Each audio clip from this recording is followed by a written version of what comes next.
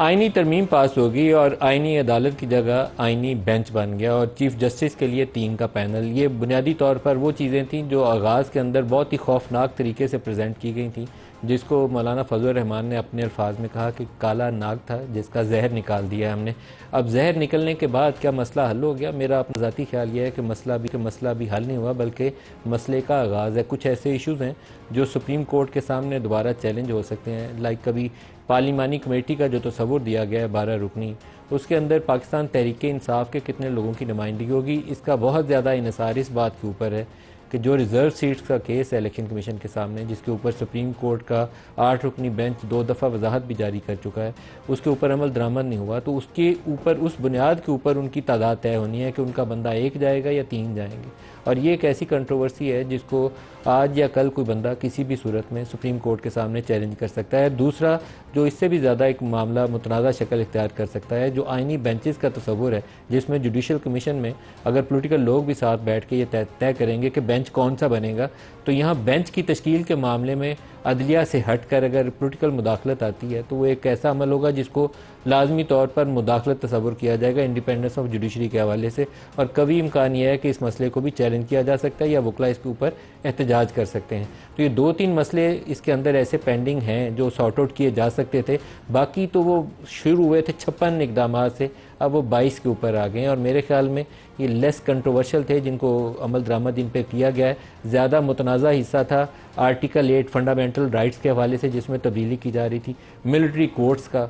फिर वो कुछ ऐसे थे कि प्रेमिसेस जो आर्मी के अंडर कंट्रोल हैं उसके अंदर कोई बंदा अगर मुदाखलत करता है या उसके ऊपर इल्ज़ाम आता है तो उसको भी पकड़ने या उसके खिलाफ कार्रवाई का इख्तियार था।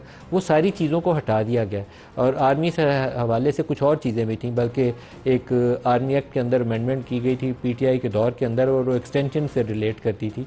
वो वाला आर्टिकल भी पहले तीनों मुसवदों में था, लेकिन हतमी तौर पर जो अप्रूव्ड डॉक्यूमेंट हमारे सामने आया है सेनेट से और कौमी असम्बली से, उसके अंदर वो भी शामिल नहीं है। तो मैं कहूँगा कि काफ़ी हद तक मुनासिब चीज़ें इसमें आ गई हैं।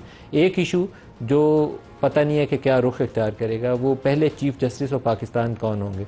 जो सीनियर मोस्ट 3 जजेस हैं उसमें जस्टिस मंसूर अली शाह सर फहरिस्त हैं, जस्टिस मुनीब दूसरे नंबर पर हैं और जस्टिस याया अफरीदी तीसरे नंबर पर हैं। आज जब सुप्रीम कोर्ट के सामने पहले ही दिन इस तरमीम के पास होने के बाद बेंच के सामने कुछ सवालात आए कि ये मुकदमा क्या रेगुलर बेंच में जाएगा या कॉन्स्टिट्यूशनल बेंच में जाएगा, तो जस्टिस मंसूर अली शाह ने उसके ऊपर ऑब्जर्वेशन दी कि चंद हफ्ते हमें भी लगेंगे समझने के लिए कि मामला किस बेंच के सामने जाएगा।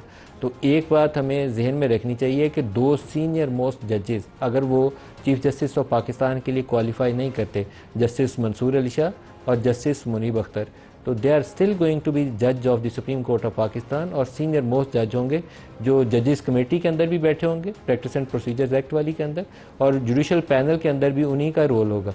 तो हुकूमत को इस फैसले को बड़ा नाप तोल कर सोच विचार के साथ करना चाहिए कि पहला चीफ जस्टिस उन्हें किसे लगाना है।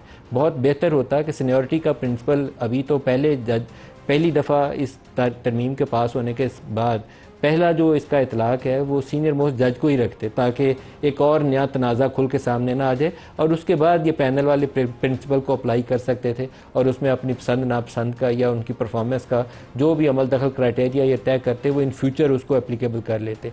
इस तनाज़े को लेकर क्या सुप्रीम कोर्ट के साथ इनका निभाव अच्छा होगा? मेरे इसके ऊपर खदशात हैं कि शायद निभाव अच्छा नहीं होगा।